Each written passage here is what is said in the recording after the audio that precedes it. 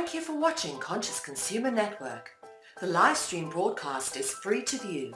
You can pause and rewind live broadcasts to catch up, or view shows at a later date by accessing our free archives of all shows. Check out our broadcast guide to see what's on. You can show your support by donating to our network support fund. Follow us on Facebook and Twitter, or subscribe to the monthly newsletter for updates. We thank you for supporting free and independent media.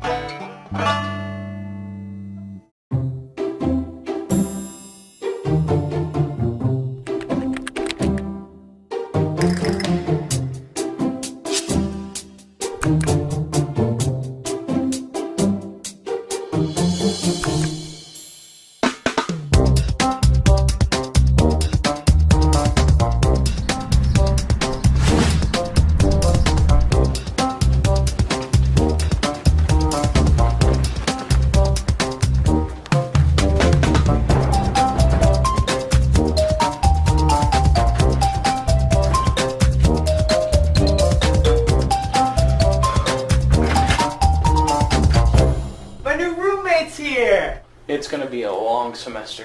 Add friend? Confirm friendship. Yes!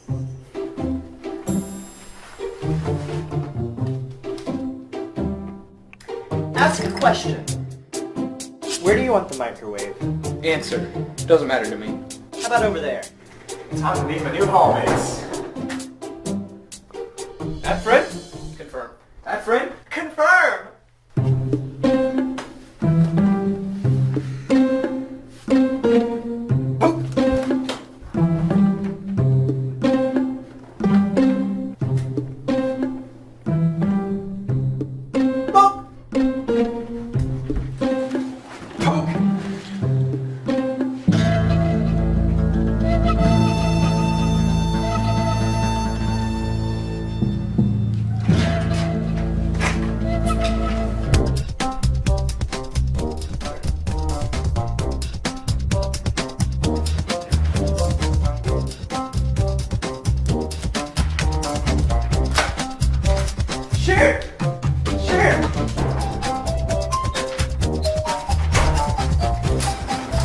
It's time to do some laundry.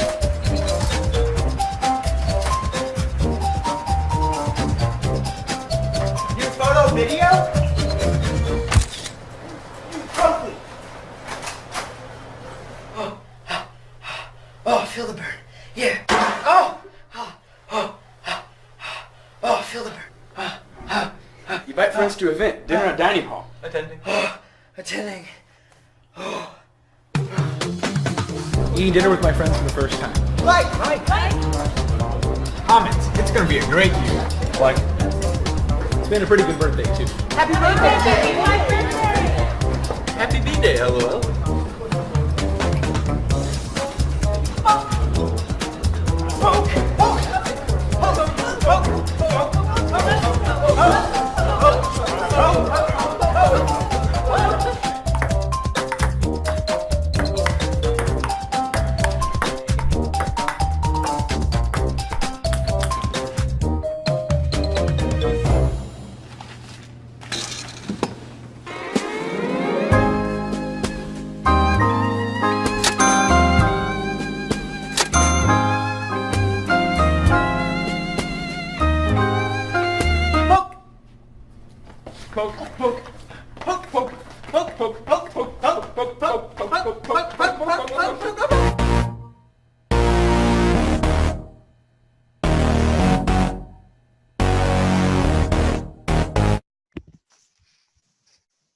Arthur.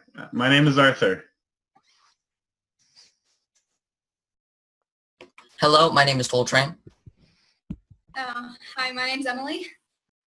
Hi, my name's Leandros. Hi, my name is Martin. Hi, my name is Neil. Hi, my name is Will, and this is Youth on Things of the World. Almost got that one right. Yeah, that was Almost perfect, except I messed up a little bit. All right, so I guess maybe we should start off with talking about the internet in general. Like, I guess we shouldn't say, now, everybody, let's be philosophers here. What is the internet? Because you got on the internet to watch this. We don't need to ask what the internet is. So The internet is cats. yes, the internet is cats. Yeah, so just for everyone out there, our topic today is internet culture, and I guess the internet in general. Yeah. So maybe we should all say what we do on the internet, or I don't want to say what the internet means to us, because that sounds really cheesy, but I do mean that. So you know what I'm saying. Okay, why don't we go in the same order we started? So I'll start. I think the internet is kind of just connectivity. I think it lets people from very far away connect and sort of share ideas and culture and different things. I also think I like the idea of explaining the internet to people who are probably watching this on the internet. I think the internet is super weird, doesn't really have a purpose, and it can be used for almost anything you want it to be used for.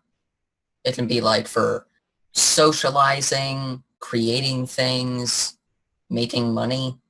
It can be used for almost anything you can imagine. So yeah, I think the internet is just like a place of creativity and such.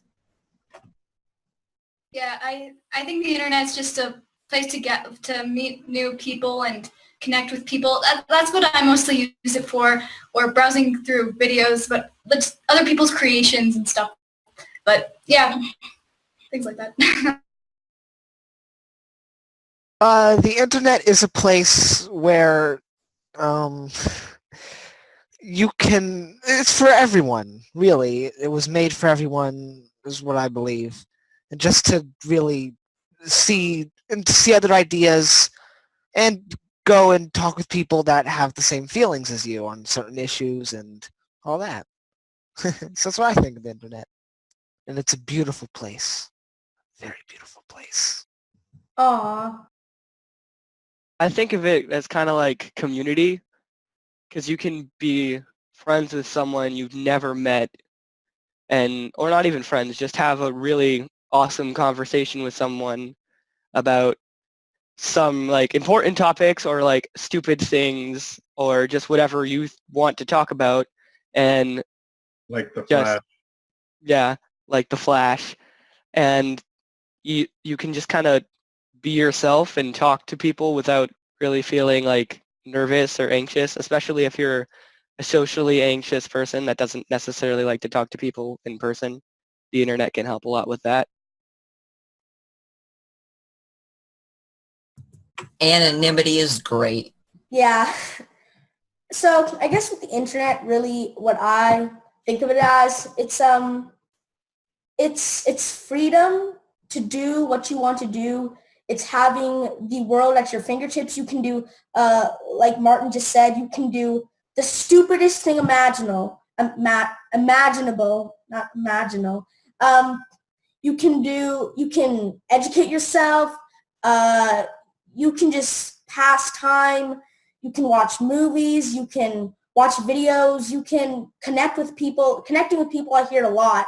And I think one of the biggest things is to create your own content. I'm not talking about YouTube channels or whatever, because I know when people think create your own content on the internet, they immediately think of YouTube and a YouTube channel. But even posting something on a conversation board is creating content for other people to consume. It's a conversation. So I think the idea of just having a presence more than you ever, I don't mean to sound depressing, but having a presence more than you ever could in your real life is mind-blowing, because you can have a presence sitting down on your computer with your router next to you, and you can just be connecting with the entire world, learning things, connecting with people, creating your own content, exchanging ideas. It's freedom to me is what it is. To me, the internet, like, it's a lot of my life. It's a big part of my life, quite obviously. But as someone who is part of a community, whenever I make a post and people actually see it, and if it ever makes it to most viral, which it has a few times, it feels like I am changing the lives in some minute way of the people who see it. So even though I'm a kid and I can barely do anything on my own, I can still make a huge difference on the internet, being anonymous. Knows you're a potato. I think last week we talked a lot about how just because you're a kid, you can make a big difference. But something else that we talked about last week in the internet is that being a kid, anonymity on the internet is really helpful. So I think that's a big factor that we were talking about, where like you can, as a meme I've seen go around a lot on the internet, no one knows you're a dog. So I think that's a big part of the internet, is that you can kind of be whoever you want to be on the internet. It's kind of a blank slate that you can fill with whatever you want.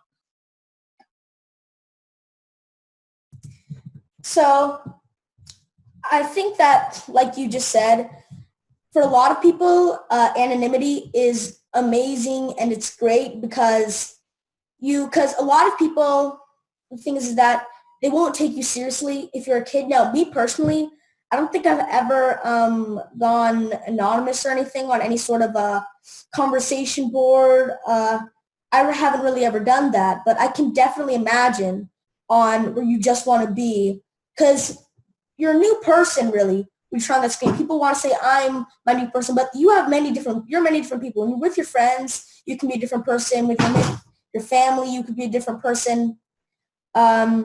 You act different. On the internet, you can be anyone you want. You don't have to hold up to any standards of any kind. You don't have to listen to anybody, because this may be bad in some cases, but no one can hold you really up to what you do unless it's illegal or something. And that can be, and that can be a really beautiful thing.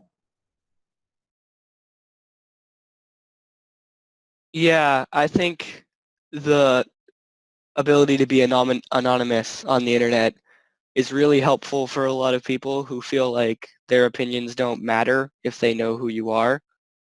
And I think like there's so many people who get famous on like YouTube who you've never even seen their face or know their real name, and they are making this big impact on people's lives, creating lots of things for people everywhere to enjoy. And that's really cool that we live in a day and age where you can do that and impact so many people's lives without them really knowing much about you.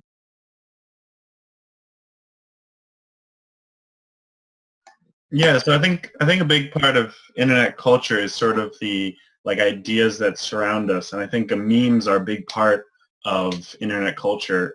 The word meme has actually been around for like over 50 years, but it's really grown in sort of a collectual in-joke that are on the internet. So like memes are basically like something that a joke that everyone can like understand on the internet.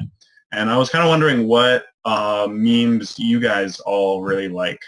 I think my favorite is Smash Mouth All Stars. People do a lot of like mashups with that song on YouTube, and I really dig those. It's a really good song. People are very inventive with that. What do you guys think? Well, I like some recent memes that have actually died out fairly fast, like Lazy Town. Have any of you heard of that? Yes. The We Are Number One, yeah. We Are Number One, the Mine song, things like that. And I like lots of memes. There's one in particular I absolutely hate, though. Keep Calm and Carry On. That one, just no. I hate it. Oh, I can agree with that. So it appears that Emily is gone, so I guess I'll go next. And I actually like We Are Number One because it actually requires creativity to add something new, in skill and all that. It's not just a image. It's something that you need to have skill, and there are some great examples of it. A counter to what you said, I gotta say, it can take quite a lot of wit to come up with a good caption for an image. Yeah. One meme that takes a lot of effort to create, I think, is B-movie memes, where someone takes the B-movie and replaces every B with, like, I don't know, the entire B-movie. Oh yeah, those people are insane. I don't know how they... I don't know. It's like Yeah. 30 hours long. Like, how do you do this? Or How do you live like this? things like that, like just I don't any outside. movie meme. Any movie meme.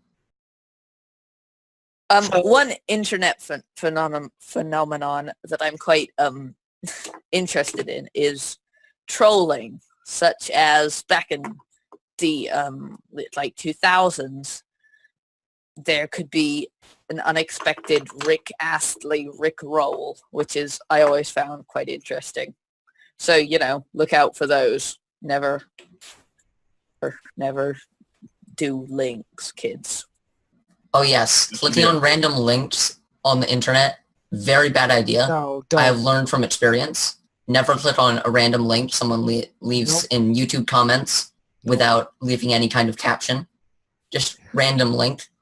Never work out. Ever. Don't do it. With great power comes a great electrical bill. This has been a PSA by the So, youth. I told Train Stad, don't do links, kids.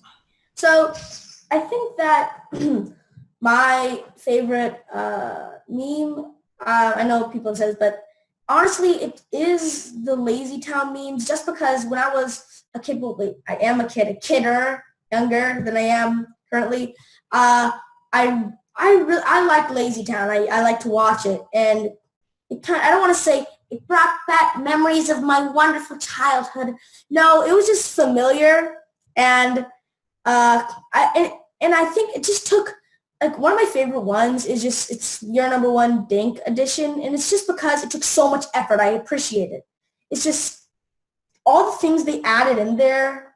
It just takes so much effort, and I'm not talking about the B-movie effort. That's insane. 30 hours of editing to get like a 40-hour video. Oh, wait, no, that doesn't make any sense. Sorry, you know what I mean? So, B-movie, yeah, but yeah, that's mine. Okay, right now my camera can't decide what color it wants to be. I'm like a rainbow of colors right now. I go from blue to green to yellow. I'm noticing that. That's like really interesting to look at.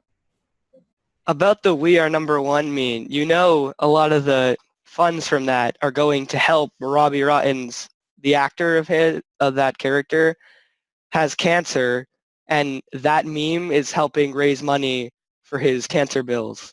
Yeah, I'm pretty sure he actually hit his goal, and I think he went over a little bit. It's pretty nice. Which amazes me that the power of something... That's really what I meant by the internet is beautiful. It really is sometimes, not all the time, just sometimes. It kind of reminds me of the Ice Bucket Challenge thing for ALS. That was a thing that happened, and I remember reading an article recently that said that fund that all the money they got from the Ice Bucket Challenge has actually, like, they've seen progress now of actual, like, finding a cure and stuff for that. So I think that's a big thing of the internet kind of coming together under a good cause with a little bit of silliness in there. That happens a lot. While we're still on the subject of memes, have any of you created your own memes? I know I haven't really created any. I've occasionally made very small ones and uploaded them to some sites, but I've never really made a very big video meme or anything like that. I just don't have the patience. I have the time, but I don't have the patience or the software to do something like that. Well, I personally have never really made a meme, at least on the internet. I mean, people have their own personal memes or inside jokes with their friends and family. So, but we're talking about internet memes here, of course. And I never have. I just like to say that this could possibly be a meme in the making, because I'm sitting like, so a meme, what is it? I'm going to take my degree from a college and define a meme and dissect it. So we could be making a meme here because people might find this funny. And we're just talking about memes on a podcast about subjects of the world. I just think that's really cool. Oh my god, do you know what this means? The world is a meme!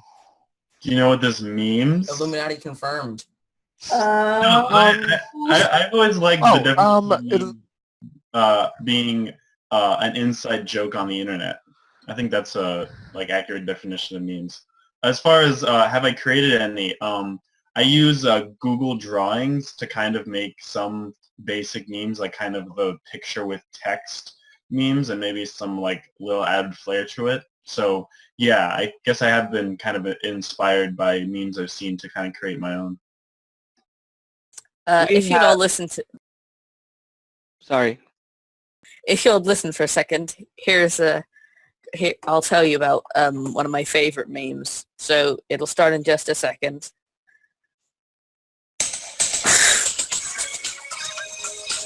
I knew it. Never gonna give you up. Why did I trust that? Whenever I get a link to that, I reflexively groan. It has nothing, even though the meme's dead or anything, I will reflexively go, because I know that I just got rickrolled. It's like, because I know I did, and it's like a moment of defeat. That is the first time I have ever trolled anyone. So we have a question. Have any of you ever gained video editing skills by creating your own video memes? Well, I have I've gained some video editing skills. I'm not I'm a really great editor. It's just I know how to edit some videos, add in effects, because I've made quite a few videos in the past, and I'm still making some videos, and I like editing. It's really relaxing, and it's just cool. But I've never actually edited a meme over a video or something like that. Well, I have made videos online before. None of them have really been memes. They've more so just been really lazy videos.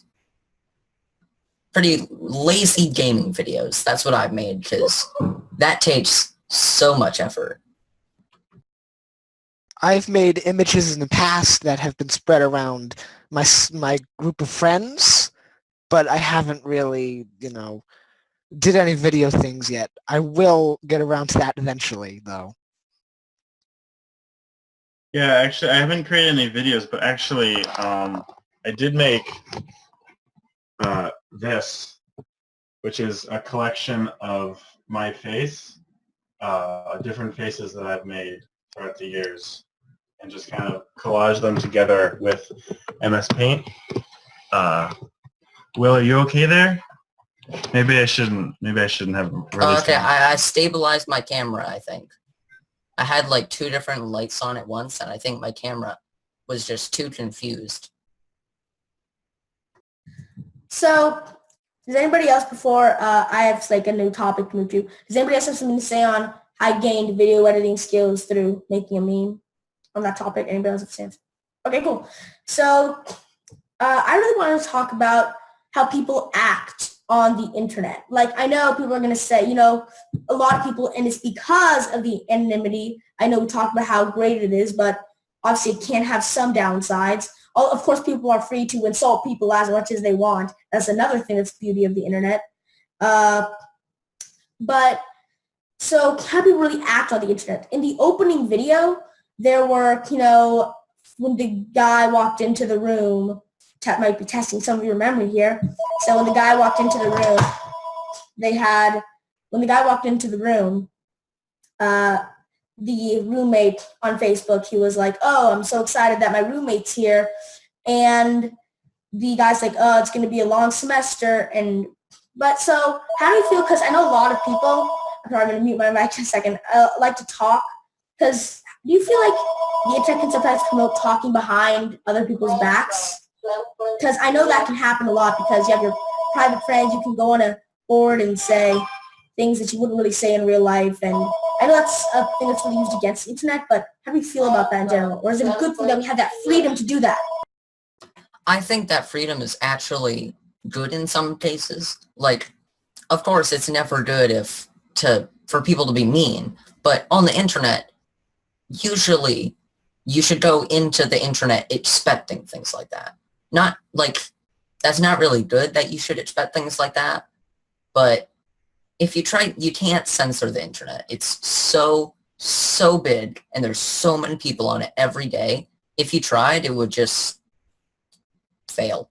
And I feel like as long as you just realize that people don't really mean it, like let's say someone calls you like a bad name or something, who really cares? There's some random person on the internet who's calling you an idiot. Doesn't matter. Trust me, I've been called way worse things than an idiot. And sometimes it's because on the internet there's so much anonymity. Like, let's say, probably some of you don't know who I am, but if I wanted to, I could just type my name as an alias. I could be anyone. I could be John Doe, and I could just not have my camera on. I could be completely... You didn't have a voice filter. People don't even risk letting their voice out anymore. They just have a voice filter. Oh, well, yeah, some people do that, but there's so many ways that you can make sure no one knows who you are. You can do so many different things. Like, what's your opinion on all of that? Just kind of like anonymity on the internet. Personally, I think it's a good thing. A very good thing. I also think it's a good thing, but there are some downsides, of course. Same here. I think it's a great thing. But I think the downsides are definitely, they involve freedom. So freedom of what you can do. So yeah, it's my opinion. I don't necessarily think that censorship is the solution, but I disagree with sort of the defeatist attitude of just kind of expecting this on the internet.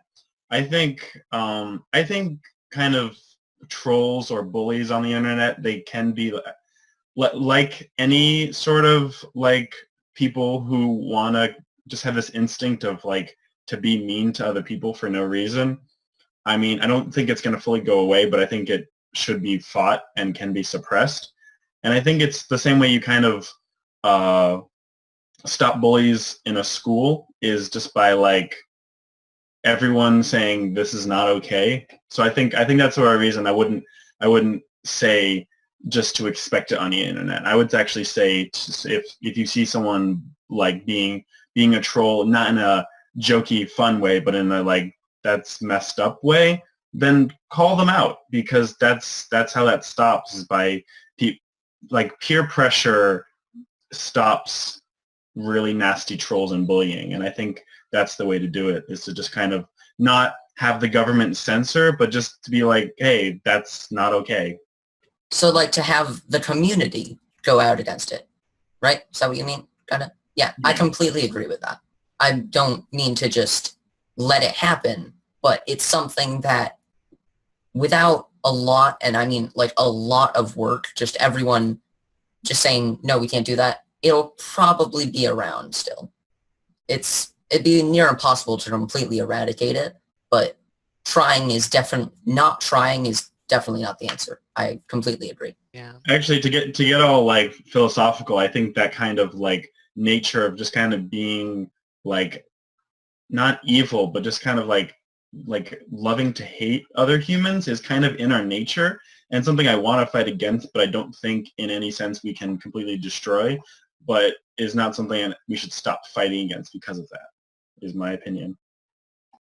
So I know this sounds weird, but I personally think that trolling, not like if something horrible happens and people are just completely not joking or anything, because joking, that could be bad, but it's not necessarily just outright trying to make people feel horribly bad.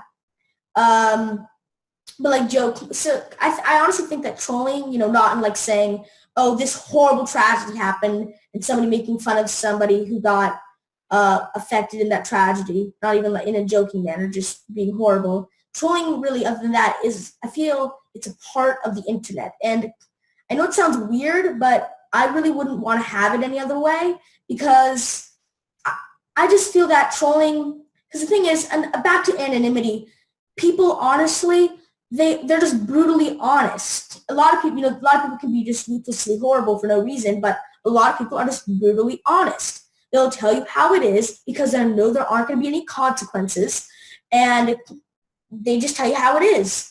And I don't want to say that. So partially it's because of that, and partially it's because of freedom, and well, not freedom, because it would be freedom also to ask them to stop.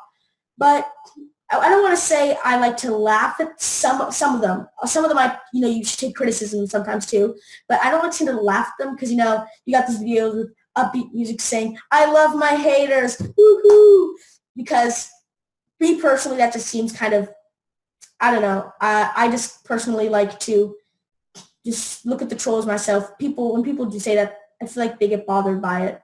I don't really get bothered by it as much as I like to take criticism. And I also think it's a big part of the internet. And because honestly, a big part of the internet is trolls. So yeah. Personally, for me, my way of dealing with trolls, troll them back. Act like you don't care because you don't care, and just troll them right back into their caves of hell. Although I think there's an important distinction, because I feel like the trolls that you're talking about, I would akin to real life pranksters, while I think the trolls I was talking about earlier are akin to real life bullies. I love pranks when they're done correctly, and I definitely think that on the internet or in real life we shouldn't stop doing that or try to tell people they're bad for doing that, even if sometimes the effect can be upsetting to some people. I just mean specifically in the part of the people who are not being prankster trolls, being just bullies. I think that should stop. And I think I had more, but I kind of forgot it. Yeah. So I think we should, first of all, take in two categories. One is the trollers or people who are giving criticism while being very rude and mean. And that's one category. The other category is cyberbullying. And cyberbullying, I'm not talking about this is cyberbullying because he told me that he doesn't like my content. I'm talking cyberbullying that can drive people to, sure, we've all heard of those horrible stories, drive people to suicide because of cyberbullying. And a lot of times it starts in real life. And in real life, no one's going to go up to a person and say those things or post those things. But when they get on the internet, they just change into an entirely different person, and they drive that person to take their own life. And that is definitely in a completely different category. That is not trolling. That is not criticizing somebody while being rude. That's not disregarding somebody's opinion. That's not saying a bad word, calling them a mean name.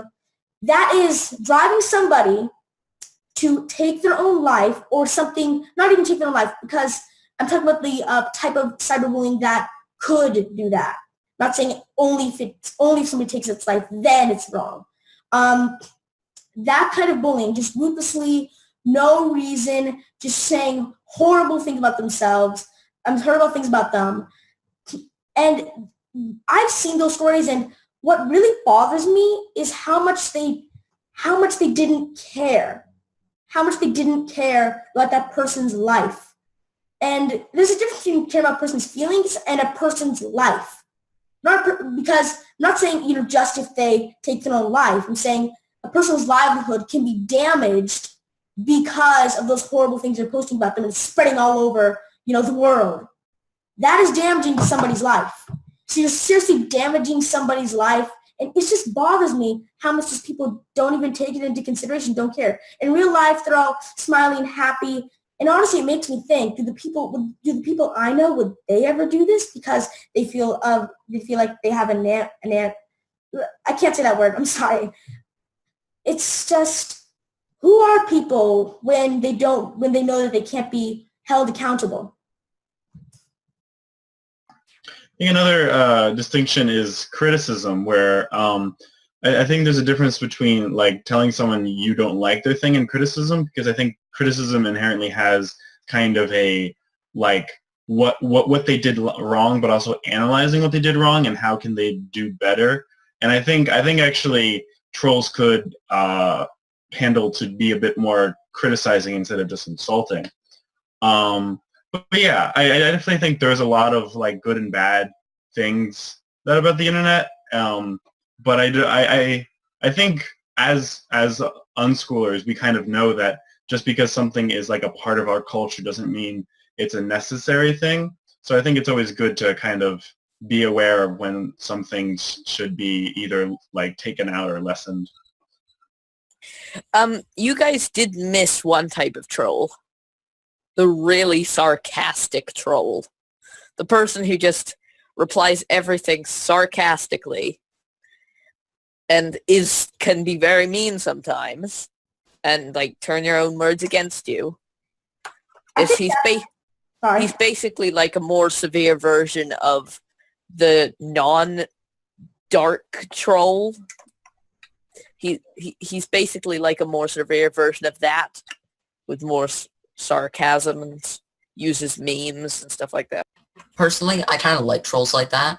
I mean, I think it's just kind of funny when Me too. someone says like something kind of dumb on the internet and then the person just comes over and is like, points out how dumb it is. I think that's pretty funny. I mean, as long as they're not Me too. personally insulting someone or anything like that, I think trolling in that way can be really funny. I think what you just said falls into the first category of what I said of the what I said. Sorry. People who troll just for the lulz, not to make people consider taking their own life or less things that aren't that intense. Because not all cyberbullying ends in that. Sometimes it just makes the person feel bad, which is still not good. Or like the people who rickrolled and stuff like that. But there's sorry. I just want to clarify. There's a difference between trolling and full-on cyberbullying. Trolling is lighter and sarcastic and uses memes and is more commonly accepted in internet culture. Cyberbullying is driving someone to kill themselves and is perpetuated by a psychopath. It is not always that intense, though. Although it's really not good, it's not always that intense. All right, so we have a question.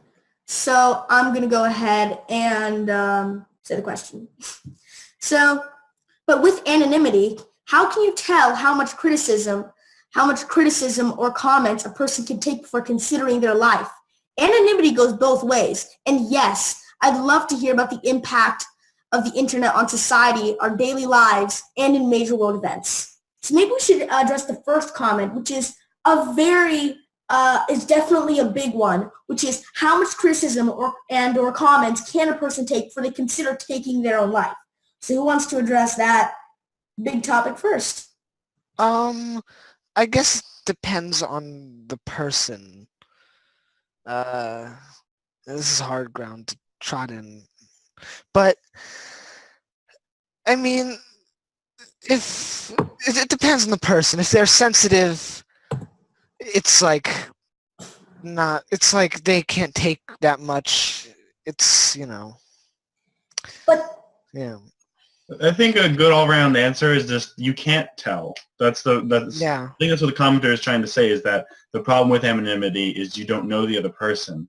Like with my close friends, I know if I can be mean to them and maybe they're okay with it. Like I know a lot of people like to be like kind of have mean inside jokes between their friends, and that's okay because you understand that it's a joke and you know that you love your friends, but on the internet you don't have that prior knowledge, so it's less okay. Right. So I think that comes back to the same thing with anonymity and the problem with, you don't know if that person is sensitive or not. And like you just said, we cannot know.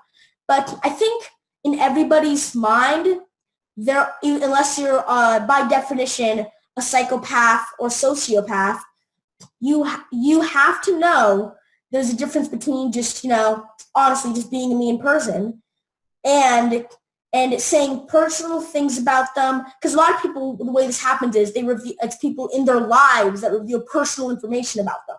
That's where a lot of it happens.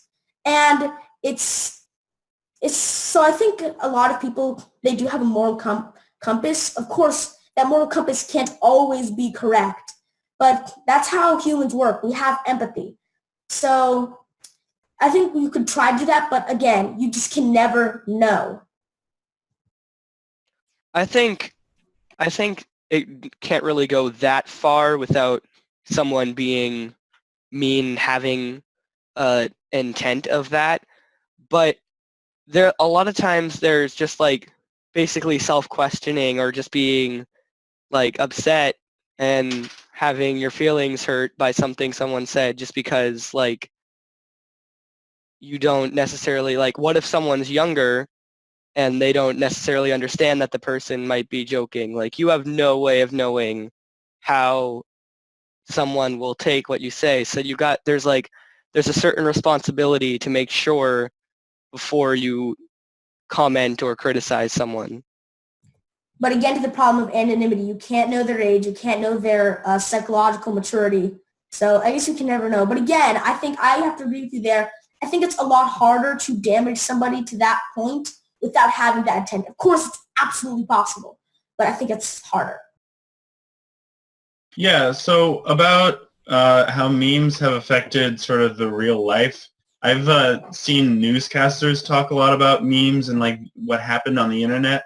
And I specifically actually saw an episode of a Disney Channel show where they like referenced memes. And I was just like, it was really funny to like listen to that and be like, wow, memes have really like permeated our culture that they're on a Disney Channel TV show now.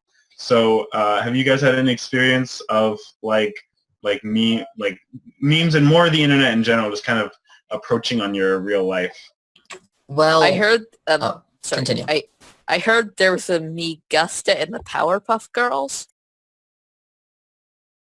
Oh, you heard about that? Well, yeah. In the new Powerpuff Girls reboot, there was memes, apparently. And also, I think they said fam or something like that. Oh, yeah. Which I find it super cheesy and just kind of out of place when TV shows try to use internet memes to be relevant. I find it that it usually doesn't really work and just comes off as forced and kind of corporate. And one instance of that is the Fred movie. Do any of you know about Fred? I know about the Fred movie. Oh, yes, I do. Yes, I do. watched every single So movie. I think there were about 3 Fred movies, and You're correct. none of them were good.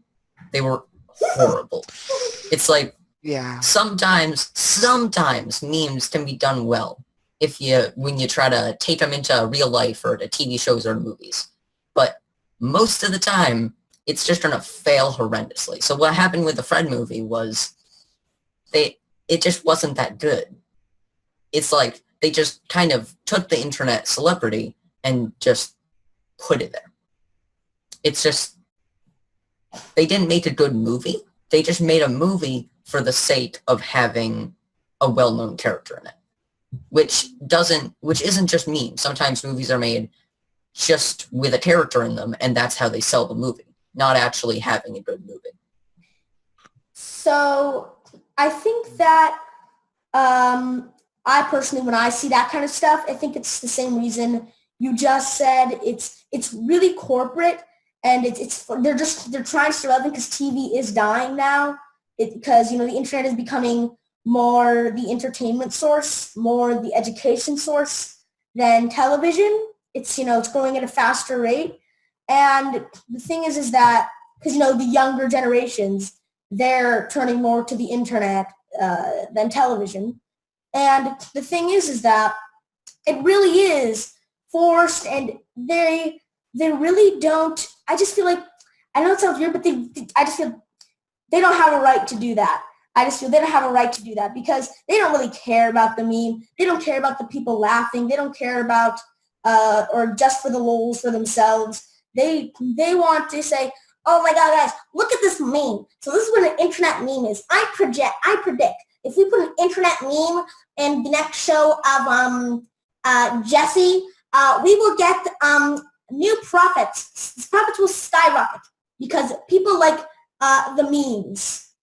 Super noobs. Can you talk in that voice the entire rest of the show? Of course, my dear. Have you heard of Super Noobs? That was the show they made, and they used I the just word forgot noob. about it, and I wanted to forget. Yes, But- you should have forgotten. As a closing point for what I was just saying, it's I think that's what made I don't want to say politically incorrect memes. I want to say memes that like people like, for example, the I'm sure you all remember because it wasn't that long ago, the Harambe meme.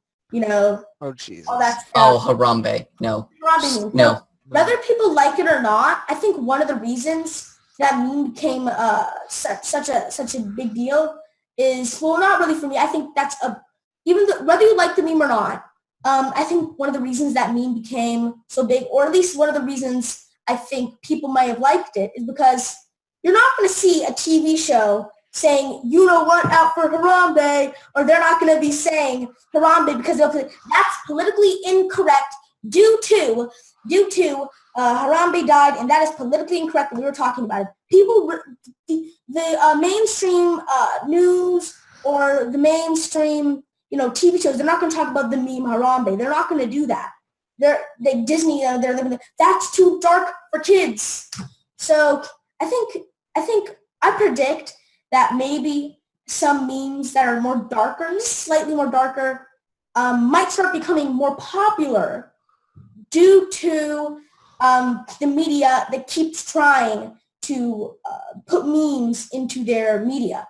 And I think one of the big things is also gaming culture in TV shows. It's just the worst.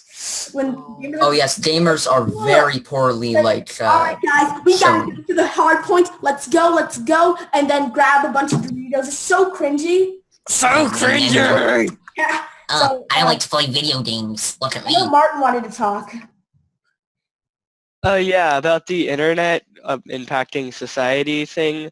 It's kind of weird to think about, like, 10 years ago when Facebook and smartphones and things like that were starting to come out, that how much society is different now than it was then, just in that aspect of how so many more people are connected now, and people that you haven't seen since like high school or whatever, you like now know what's going on in their lives because of social media and stuff like that, which I think is really incredible. Yeah, to talk about that, I think it's very interesting because, like, before the internet, you kind of, like, had friends in your city, maybe a few miles away from you. Now I have friends in Japan, in Australia. I think we mentioned last week, or maybe this was in a conversation in my own life, about how people have friends on every single continent. And like, I have friends who I talk to every day that if I wanted to, like, it would take an entire day to go see them. But I like continue have like daily conversations with them and get to know them really well. That just like would not be possible if like the internet wasn't here. Like long distance relationships, like before the internet, you could only call them and it would have to be on the phone for that to happen. So I think there's a lot more possibility to connect with people of any kind just very far away from you with the internet. Like what we're doing right now. Like, I wouldn't be able to see all of you if there wasn't the internet, because, I mean, we probably live close enough to one another, but I'm lazy. But now I can talk to everyone, and you can see me. Will would and I not can be on see the you. show. We're coming to see each other, though. We wouldn't be, like you just said, we wouldn't be able to show ourselves and our opinions in the exchange of information and data, to everybody that's watching the show and everybody that will watch this show. And that's extreme. That's amazing. So personally for me, though, on the whole making friends on the internet thing, I think that's awesome for everybody that loves to do that and can do that. I don't know why, but I personally, can't make friends on the, I mean, I can talk to people, but like friends that I have connections with, when I go away from them, because so when I go away from them, I'll just, lose touch. But if I, go back and see them, then it'll be fine. And I personally like that. But, but when people say that internet friends aren't real friends, and I can't relate to people that have internet friends, because again, that's why I said that I don't have really any internet friends. But seriously, internet friends aren't real friends just because we have the ability now to communicate with anybody, almost anybody in the world. That makes them not real friends. You're really trying to devalue this amazing creation by the human race into something that's as simple as internet friends are not real friends because you cannot see them in real life and touch their hand with your hand and shake their hand. To be completely honest, I don't have any internet friends. Well, many internet friends. I think I made 1 or 2 in my 4 years on the internet. But I don't have any because I don't trust people on the internet. I have incredible anxiety of even talking to people on the internet. That's just something I have. Even thinking about it, boom, boom, boom, boom. Well, I That's don't have any like really good friends on the internet, but I have met people on the internet who are nice, and I'm like, or on sites like, let's say, Steam, which is a social video game site, where I've met people in video games and been like, hey, how are you? And they're nice, and I'm like, and so I friend them, and then maybe sometime later in the future we might play a game together. We might play a puzzle game, a shooter game, something like that, and it's just kind of cool. Like, I don't know them very well, but it's just like, hey, I can play a game with this random person who seems nice. That's Hey, it. Will, would you feel comfortable talking about why you have this anxiety when you talk to people online? I don't really have anxiety talking to people online. I just Honestly- I haven't made that's any... Will. Will, not Coltrane. Oh, whale? Will. Will. Oh, Will. I thought you said whale. Honestly, it's just a thing about, you hear stories about people like being tricked into weird things by people on the internet, like, and kids being killed and stuff, and that's given me like terrible anxiety about meeting people on the internet. Like, I'm able to talk to people, but if anything gets too personal, like they ask my age or my name or something like that, I like immediately delete the conversation and delete all evidence of the event. Yeah. No one must know. So, does anybody else? No Oh, one Martin, wants I was just saying you have a question. Go ahead, Martin. I think it's the reason why it gets the rep of they're not real friends if you meet them on the internet is because there are a lot of bad things that have come of people being friends on the internet. But I think it's divided of there are bad things that happen, but there's also bad things that happen when you meet people in person. Just because bad things can happen, you have to be careful who you make friends with over the internet. Doesn't mean that everyone you meet is going to try and kill you in your sleep or something. Like, it's the same for when you meet people in real life. Like, you want to be careful to make friends with people who you can trust not to kill you in your sleep. Yeah, like I only recently tried voice chat in a multiplayer game. Before that, even the thought of that scared me. Oh, But- for a while, I never used voice Yeah. chat in games because for a while, my voice was what I thought was too squeaky. Like, hey guys, it's me. I've never used I'm voice just, chat in game. I'm just gonna Oh, yeah, go shoot some people. So is everyone ready to move on to the next question? Yeah, so the question is, okay. One hot topic you see in the media is people trying to blame kids being violent on playing video games with violence in them.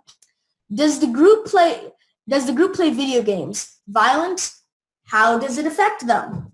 I guess. Well, I, for one, do play a lot of games where you're shooting people or monsters or there is, like, violence in them, but it doesn't affect me. Like, I don't want to get a gun. I don't want to get a BB gun, or I'm not even really interested in Nerf guns. I have no interest in doing anything that I do in video games in real life. Like, some of my friends have BB guns or whatever, and that's kind of cool, but I don't really have interest in things like that. Like, Yep. Necessary. in video games, it's fun because it's not real. And there's no, like, you're not shooting real people. You're shooting pixels and code, ones and zeros. And I think that has not affected me in any way. Yeah, what I see is whenever, you see the thing like, oh, it's all because of video games, they seem to forget, there are actually some video games that are made with a peaceful intent. You know, like Undertale, like where you can have, like where there's no violence or anything. And have you ever seen a video clip of them talking about it on the 700 Club thing? I know that's a TV show, so you know. But it's like they were just saying this is a like a demonic image and blah blah. They didn't really do any research on it, and yeah, they're just sort of judging it based on appearance. And in fact, if you take a violent route, you get the worst ending. And the worst ending is I would never play it. And I play like shooter games. And, you know, okay, I'm getting off the rails here. So I guess look at the next person go. Yeah, I play video games. I haven't played as much recently, but I used to be way more into them. I currently just went through The Witcher 3, which is a really fun game that if you want to sink like a month into your life. But my opinion on violence in video games is kind of my opinion on violence on any sort of medium, which is if someone sees something violent in video games or movies or music and then wants to do it in real life, there's probably some other problem there. Usually something happening either mentally or at home, and they probably need help. But I don't think the problem is to censor video games. It's to like take care of your children is basically what is the cure to violent video games. I definitely think our culture kind of has this like violent tendency, are a bit violence obsessed and gun obsessed, and that's a problem in and of itself. But while I do think there is a factor of watching violence can desensitize you to violence, and there is a small, but there is a correlation there. The factor is it's not the media's fault, it's the person, or it's the person's life, and that's what needs to be addressed and not necessarily the media. Although we could stand to make a bit more Portals and less Call of Duties. So you go. Okay. I just wanted to say something. Like, I can see how video games have desensitized me a lot. Like, in a few games I play, like Dying Light, I can see very terrifying things and people being eaten alive and not cringe a bit. But here's the thing. If I get a cut on my hand, like I accidentally did a few days ago, I will turn pale white and probably almost puke. And what you said, Coltrane, about not wanting BB guns and stuff, like once my friend gave me a BB gun, I wasn't really that interested, but I was just going to say this for the funny story that happened. I shot my Uncle Andy with something he thought was a Nerf gun, but it was actually a high-powered air gun using a plastic bullet. He still has the bruise. That sounds painful. It was right in the middle of the parking lot. It was actually funny. Okay. It was in the middle of a driveway to one of my other uncle's house. It was funny at the time. Still funny now. So we got a question on. Wait, can I just say okay. I just wanted to say like my thoughts on violence in video games and that transition into real life. So me personally, back to the desensitizing thing. I know people, you know, who say they have been desensitized because of violent video games, and I have been desensitized as well. I'm not gonna lie. I'm gonna be brutally honest here because I care about facts. And the fact is, with me, is that I have definitely been desensitized. I can see, see these horrible things on the news channel, people just, lying, and what's in real life when you see, those horrible things. And honestly, it doesn't bother me. Now, like, morally, I'm morally bothered. I'm talking about the image itself. It's not like, those people are dying, doesn't bother me. It's not that. People dying does bother me. I'm talking about, the actual visual or auditory act. The auditory is, more, could be more unsettling. But the visual act of seeing something like that happen, I've definitely been desensitized to that. But there are certain things, like Will just said, about how if I think of a certain thing or I see a certain thing, I'm thinking about one of the things right now. It's about kneecaps, and I just feel like kneecaps are very sensitive. And I just think about somebody grabbing my kneecap and crushing it into dust, and it makes me feel really bad. And yeah, so if anybody talks about kneecaps, I get an injury in my kneecap. I haven't gotten one yet, but Like, for me, Please, enough kneecaps. okay. For me, it's clicking fingers. Like, I used to pull my fingers. I know, ew, but but like even thinking about that now, it's like, have you heard of misophonia? I think so. It's basically where a certain sound like can cause fear or terror or a certain sight. So basically, when I hear fingers clicking, like the like it causes like disgust and a bit of fear in me. So I just want to close off one thing really quick before we move on. I know, because maybe the reason, maybe it desensitizes people more or something happens. I have to agree again with something one of you said, I forget. It was about how there has to be something, I think it was Arthur, there has to be something, a problem at home for it to transition into real life.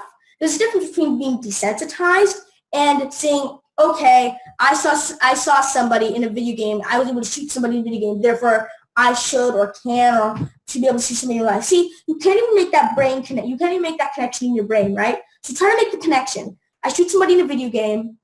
Now, forget, maybe it makes it easier. Who knows? Maybe it makes it easier. Probably not, but maybe it makes it easier to take someone's life in a video game. Maybe it makes it easier to take someone's life in real life if you play video games, if you take lots of lives. Maybe. But why would you do it in the first place is the first thing. Forget it's easy. It's not easy. Why would you do it in the first place? Which is why there has to be a problem in the real life. Now, me personally, this may affect me where I'm not as, maybe I'm not, as not very qualified to say how very violent video games would affect me. Because the reason I play video games is not because of violence. For me to play a video game, I have a very obsessive personality. I have to read the lore, every single wiki page. I have to watch every lore video. I have to understand what I'm doing. If I walk into a region of the game, I just know where it is, what's going on. One of my games that I like to play is not lately because it came out a while ago, but I just started playing it again. I go back to games a lot. Middle-earth: Shadow of Mordor. I really like it. And, if you look at it, you're chopping off orcs' heads left and right. And the graphics quality, it's great. It's really cool. But when I think about that, I think about everything. I need to think. For me, when I play a game, it needs to be an intellectually stimulating experience, not for visuals or for auditory. I need to know what the story is, the people I'm fighting, who I'm fighting for, who I am. I need to know everything, otherwise I will not enjoy the game. For me, 3/4 of the game, like you said, 3/4 of the game for me is the lore. Like, I went through this entire, I think 3 months of spending every waking hour That's me. watching a Fallout lore video. And then it was BioShock, and then it was Skyrim, Yeah, and now it's God knows what. And honestly, if that happens too much, I just need a break from all the lore, because I pretty much can answer any question you have. What vault did the NCR come from? Vault 13. damn. Why are super mutants created? Oh, Let's go to experiments. our next question, and then let's go to the break. What do you think about the ESRB? No. The rating system, ESRB. Yeah, I think it's ESRB. I think it's not. Oh. Hold on, I'll just go first. I think it's really,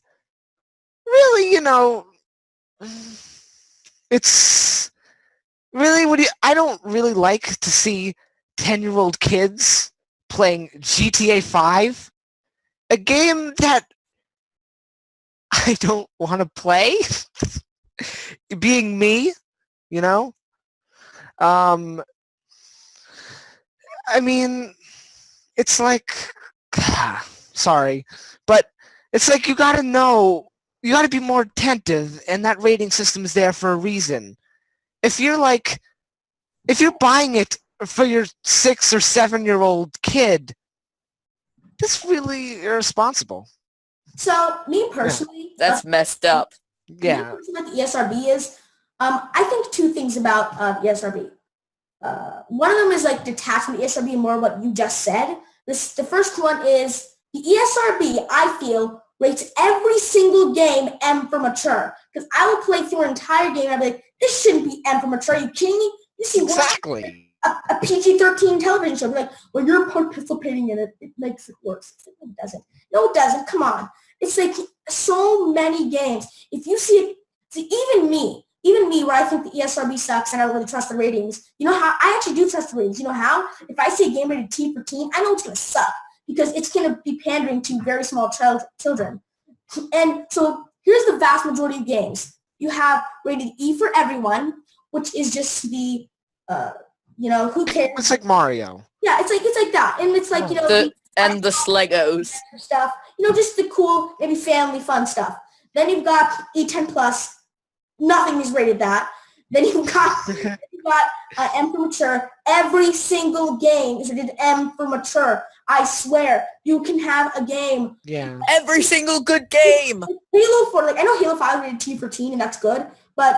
And even though, I actually got turned off from Halo 5, even though I thought it was an okay game, just because of rated T for teen, I thought it was going to be toned down. And it was toned down in some aspects. But seriously, are you kidding me? I literally was turned off from the game because I thought it was going to be toned down because of the stupid rating the ESRB gave it. But back to my other point is that, yeah, so like Halo 4 or, other Halos, Halo 3, Halo 2, all rated M for mature. And it's like, really, all you're doing, all you see is, here's what you see. You're sitting there in power armor. So if your character dies, all you see is like a really crappy blood graphic and a suit of armor fall to the floor. And when you're killing aliens, you just see like blue blood and the grunts, they're like, run away! It's more of a comedy when you kill the grunts than the aim. So another thing is, and when, humans die, like troopers or whatever, Marines, all you see, again, is a crappy blood graphic and they fall to the ground like this and you can take their weapon. It's so stupid. It's rated M for mature. And there should be things rated M for mature, like GTA and stuff. That should be rated M for mature. Mafia 3. Yeah. Like, I personally, like what you said, I don't want GTA 5. I don't feel comfortable playing it yet. But that's my personal opinion, right? But I think things like that have very graphic things, or I think motives more should be taken into account than actual graphical things. And again, back to graphical. Even Halo 4, that's not that graphical. It's like crappy blood graphic and people are dead. Yeah. So, and the other thing is that and the problem is that it makes people disregard the rating system a lot. It makes people disregard the rating system. When every game is rated M for mature, yes, you do see on the box what it says, what's in it, but when every game is rated M for mature, it makes people, it bridges the gap between a game like Halo 4 and a game like GTA or one of the, like, I don't know what the worst GTA is, I haven't played any of them. But, so, and that's the problem, because me personally, even if you're not a parent or whatever, and, a lot of people, parents shouldn't control this or whatever, but me personally, I like to know what I'm going to see if I don't or don't want to see it inside a video game, what I'm going to get out of it, if I'm going to get a good experience or a negative experience. And I think it makes it harder to find that out with the ESRB's overrating of M for mature. Okay, I just want to quickly say something. So a lot of ESRB ratings are unfair, like, and also non-ESRB ratings, like the movie The Matrix. Personally, that would be a 12 these days. It's changed quite a lot. But anyway, so what I was going to say is, personally, I think it all comes down to your personal preference. Like, I can see a lot of things, people being eaten alive, as I said. I can see things, I'm not scared. I think the only time I was ever scared in the game is when I first played a Garry's Mod horror map. But that's it. And basically, I think it's just up to your maturity level, you know? You gotta pick what games are okay for you and not okay for you. Like, when I first played Garry's Mod as well, I was actually, like, really, like, affected by Bloodbath then. So I was just like, this is disgusting. But, I mean, I kind of got over it quickly. Yeah, I would say that I think ESRB, like most rating systems, are kind of like not a rule, is more of just a guideline. I think parents and just everyone should just look at them and say, like, kind of judge for yourself. Like, I don't think there's anything wrong with buying a 9-year-old GTA or a 27-year-old who doesn't want to play anything above E10. I just think it's all about personal preference, but I don't think we need necessarily to like break it down. I think people can have just different tastes, and you should figure out that. But I think we should get back to internet culture after the break. So let's go on break, and we'll be back soon. Bye. Here's an idea. Internet culture has brought about the singularity. Recently, we've been able to witness two major cultural events, the 2012 Olympics and the landing of the Curiosity on Mars. And aside from being totally awesome and killer, these cultural events have caused the generation of tons and tons more culture. Some of it is even more entertaining and in certain cases easier to view than the original events themselves. I mean, I saw more rhythmic gymnastics in animated GIF form than I did in broadcast. And all this culture has been seen by possibly millions of people. But there is one detail about all the Michaela or Mohawk guy or any other meme you're looking at actually, that unlike the Olympics or the Mars landing, you probably don't know. And that is where they came from. They just poof, appear on Reddit or Tumblr, no compensation expected, no context provided, and no motivation except for what's self-evident. The vast, vast majority of people, and here I'm talking about CNN or your mom, they don't know who, how, or why internet memes are made. Now, and this is the weird part, in the absence of these factoids, isn't the appearance of internet culture in effect an automated process? Because if it is, then, oh boy, you got yourself a singularity. There are actually a bunch of singularities, but the one that people are the most familiar with is the technological singularity. Sci-fi writer Vernor Vinge coined it to describe a time at which technology could essentially create better versions of itself. Central to the singularity is the idea of artificial intelligence. Basically, computers and software decide to build better computers and software, which decide to build better computers and software, and so on and so on and so on, until we have to send Arnold Schwarzenegger back in time to protect John Connor. It's like a whole thing. And because humans aren't involved in that improvement, it makes us, well, actually, we don't know. Infinitely self-generating technology could bring about any number of things. World peace, a post-scarcity economy, a government run by vacuum cleaners, who knows? Post-singularity is a time when, because the intellect required to conceive of it is so beyond our own, we can't really be sure what happens. Now, I'm not saying that internet culture is going to bring about world peace or a future where Will Smith has to save us from the vacuum uprising. What I am saying, though, is that many of internet culture's features really look a lot like the singularity. Like a kind of cultural singularity. Using the technological singularity as a model, the cultural singularity would be a point at which where culture is able to create more, better culture automagically. In a post-cultural singularity world, culture will become increasingly varied and self-referential, not to mention more complex in both its construction and execution. It would show up and improve at a constantly increasing rate. And while this stuff is generally made by communities of people, their output is usually the result of simple rules or code. They're acting like a computer, and as the community computer grows, so too does their processing power.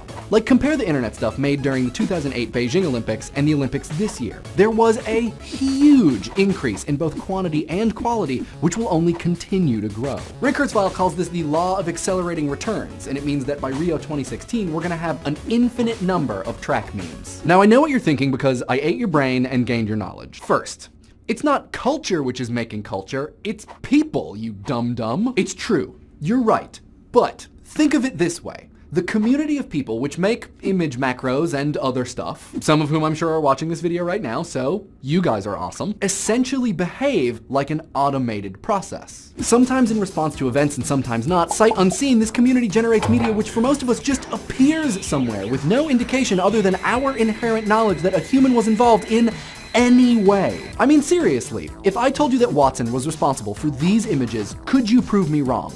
We have technology that can do this kind of stuff. Okay, and second, how is this different from any other point in history? Culture always begets more culture. That's how it works. Well, yeah, you're right, but never before have so many people made so much culture so quickly across so many mediums for essentially no recognition or dollar bills. And never before have so many people consumed that culture without any concern about who made it, where it came from, or how it found its way onto BuzzFeed or 9gag, which I hear are very popular with the kids these days. Get off my lawn. Where older cultural systems exists for basically profit, internet culture exists for, it's really hard to say. Maybe pure expression, maybe altruistic entertainment, who knows? So yeah, the cultural singularity. What happens next? I guess I don't know. And that's kind of the point. What do you guys think? It's a complicated one, but let us know in the comments. And if you survived the vacuum uprising, please subscribe. Hi guys, welcome back. So we're going to talk a little bit more about internet culture and specifically about where the internet has come from. So without taking too much time, what do you guys think about how the internet has come from its humble beginnings in 1969? I think the design of websites has gotten a lot better. Not as much not as many flashing colors, and not as many GIFs. And from what I've seen of old websites, people didn't really know how to use the internet at that point because it was so new. Like, I think nowadays we have a much better understanding of what we can do with the internet, what works and what doesn't. Like, yeah, that's about it.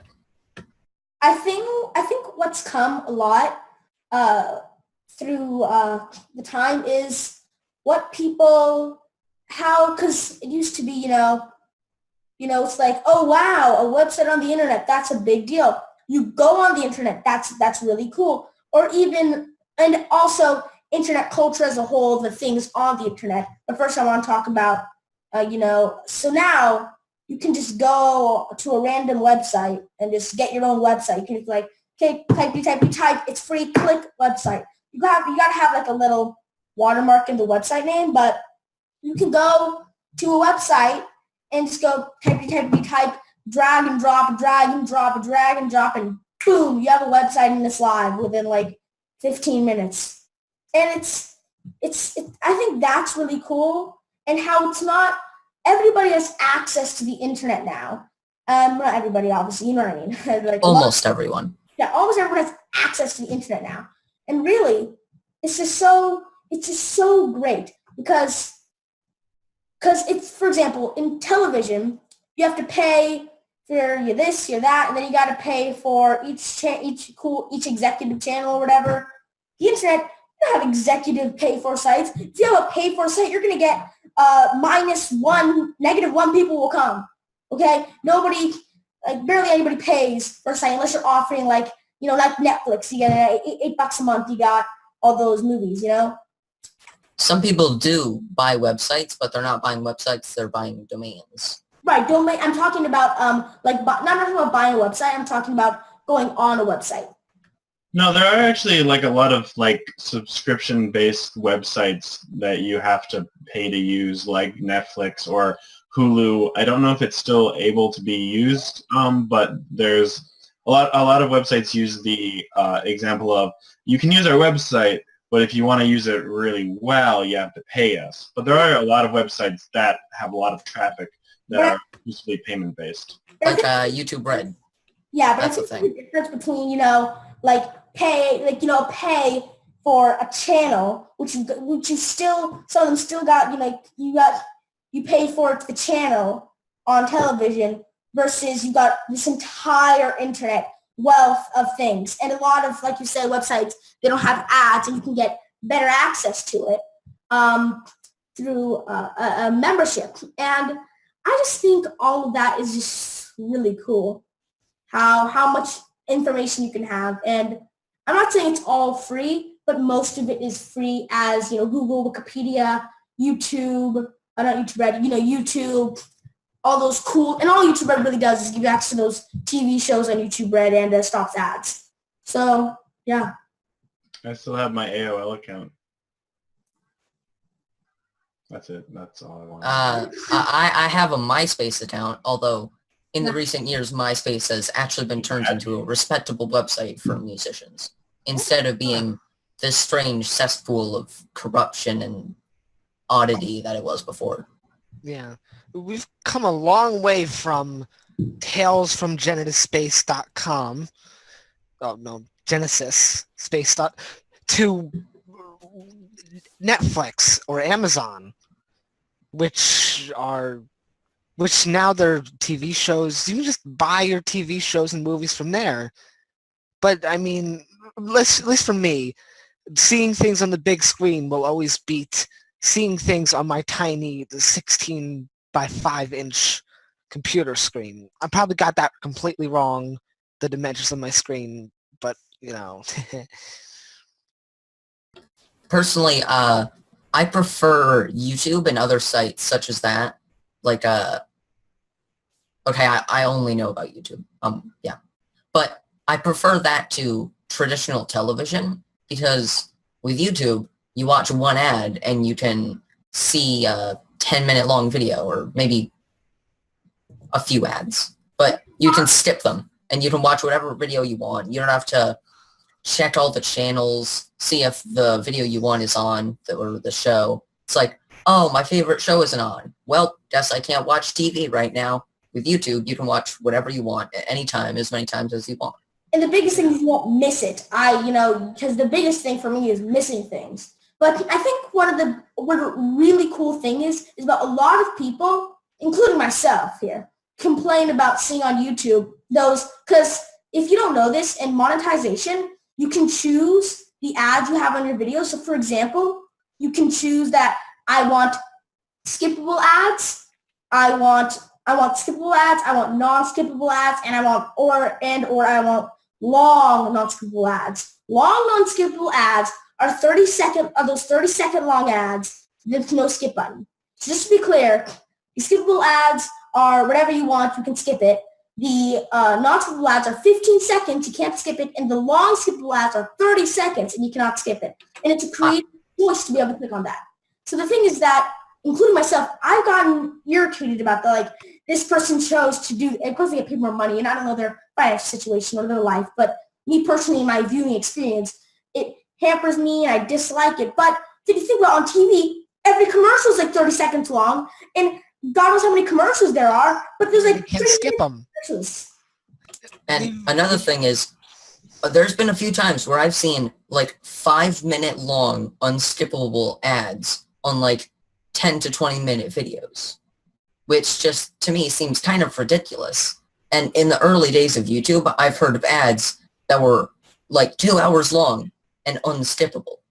2-hour long unskippable ads back when YouTube was young. Those options. Maybe those are an old thing because I don't think those are there anymore, those 5-minute ads. Well, I don't know. I've seen them sort of recently. I don't know. Maybe it was YouTube budding out. Something. But the point, because, or maybe it is some new feature, YouTube was like, we'll secretly start implementing things in here and we'll start making more money. Oh, YouTube is very sneaky with what they do. There's, so sometimes YouTube will just take subscribers away from people. Oh, so, yeah, the sub purge was a big thing. Oh, yeah, and sometimes YouTube will do something dumb like make it so every person that unsubscribes twice. Oh, yeah, that's PewDiePie. That happened, and people lost millions of subscribers because when people unsubscribed, it accidentally counted them as 2 people. Yeah, I think Martin wants to talk next, so. Okay, continue. Back on the topic of how far the internet has come, I think it's really interesting to think about the fact that if the internet didn't exist right now or was still the way it was when it was first created, society would be very, very different, and how the world works in general would be very, very different. And with the amount of progress the internet and technology has made since they first started becoming popular, how does everyone think it might be in 10 years from now when there's even more time for this to evolve? Well, I think things will be somewhat the same, but different. You know, not like like we'll have things on our head that bounce around, like those little orb things. Like our little tinfoil hats to make sure the aliens don't mind control us. Yeah, things will be the same, but different. You know? Oh, hold on. My dog wants to come in. I gotta go let him in. I'll be right back. Someone go. Yeah, so I think oh, I'm sorry, what was the question? I just completely forgot. What did he ask? And will be in the future. What will the internet like? Oh, right. We're clearly going to be using Google Glass in the future. Yeah, Google Glass, yeah.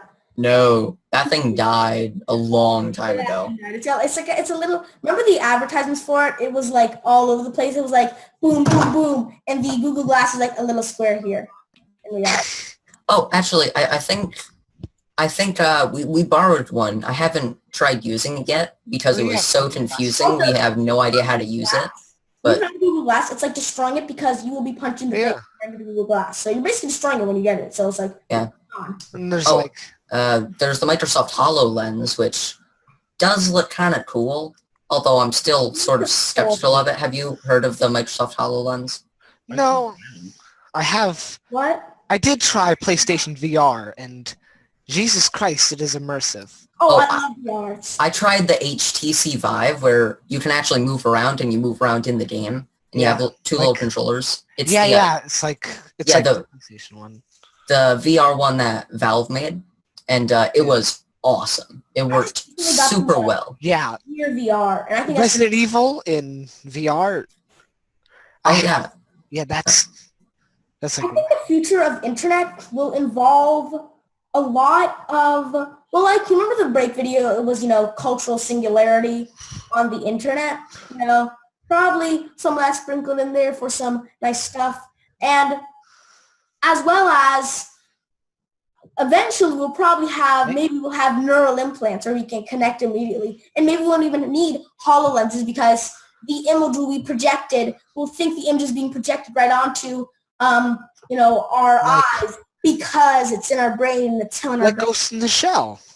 Yeah, I think that increasingly we'll rely more on the internet for basic tasks like talking. I think we'll rely more on the internet for talking, doing these playing multiplayer games. We'll just use the internet for a lot of things. And the internet could become maybe I don't know. Honestly, I don't know because if you talk to somebody in the past, ask them, well, what will the internet become?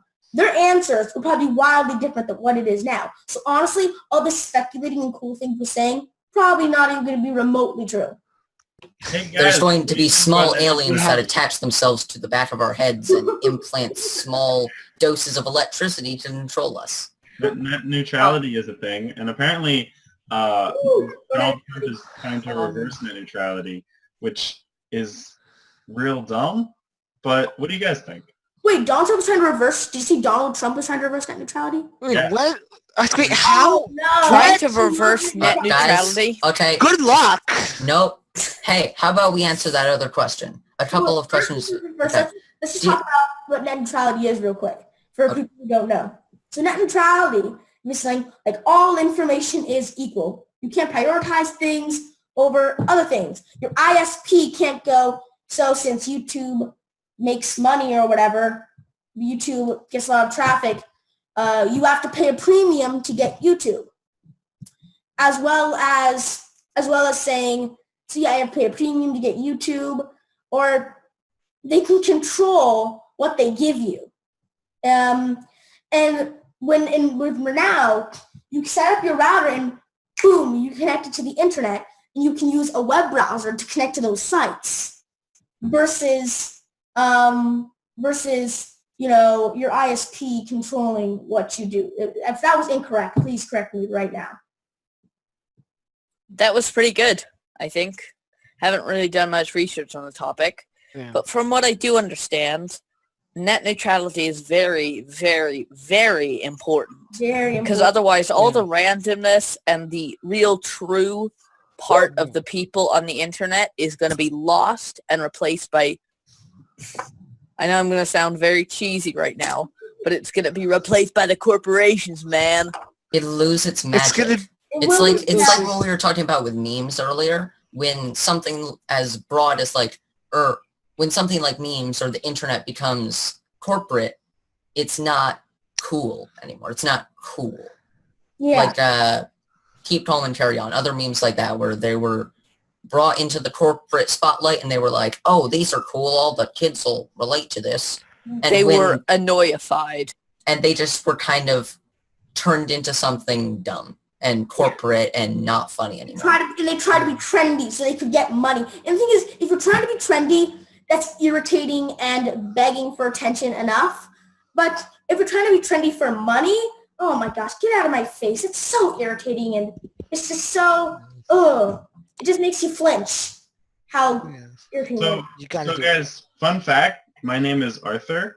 But also, there's a TV show called Arthur that one of the big memes from that is this line Yeah, where the fist.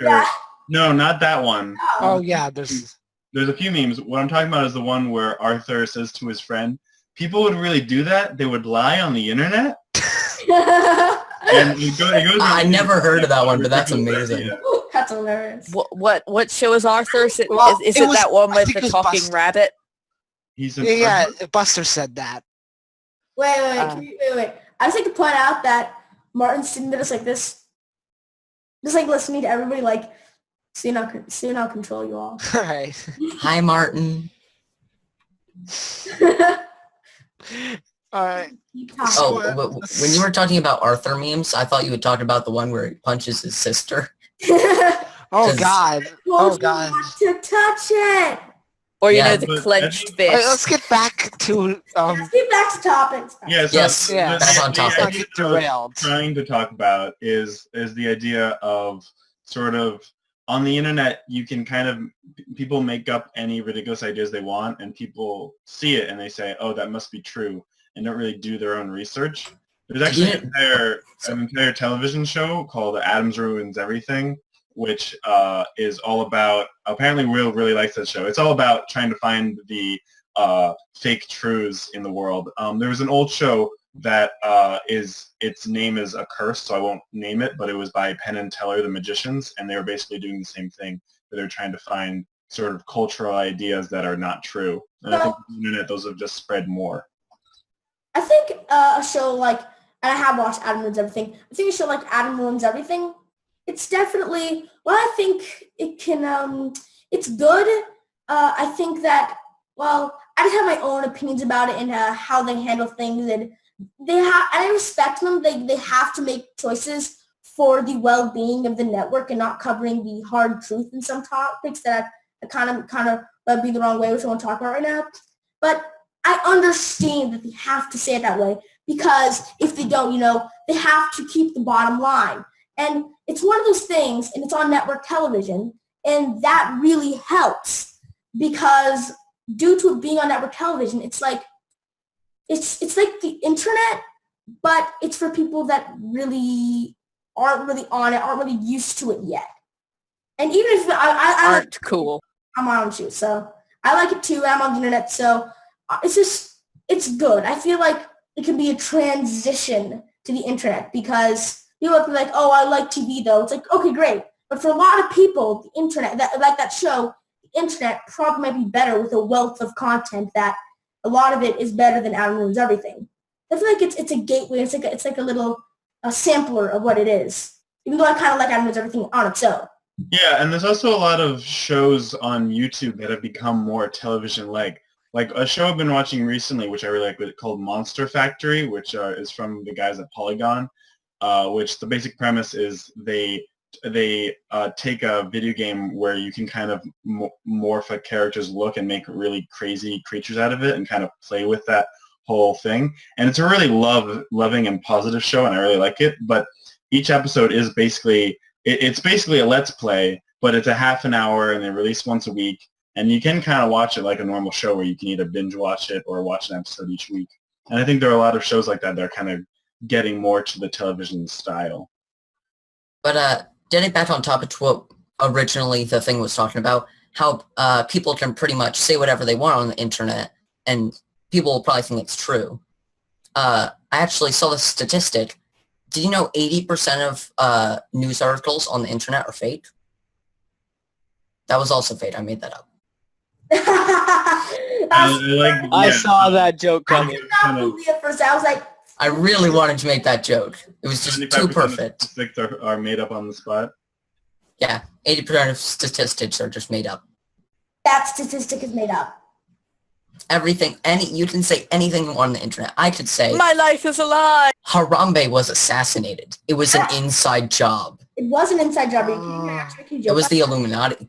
It was. Just one question. Who is this Harambe? Please, no. No, Oh, I don't want to that's go not into it. No. Main Road.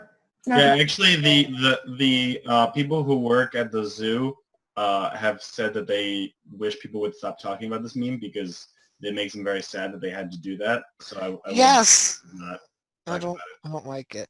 And Yeah. nobody that I know likes I it. go back and I think the reason it became popular is just because they maybe they knew that the media wouldn't touch it. Though who is it? Just look it up. Just I don't want to explain it.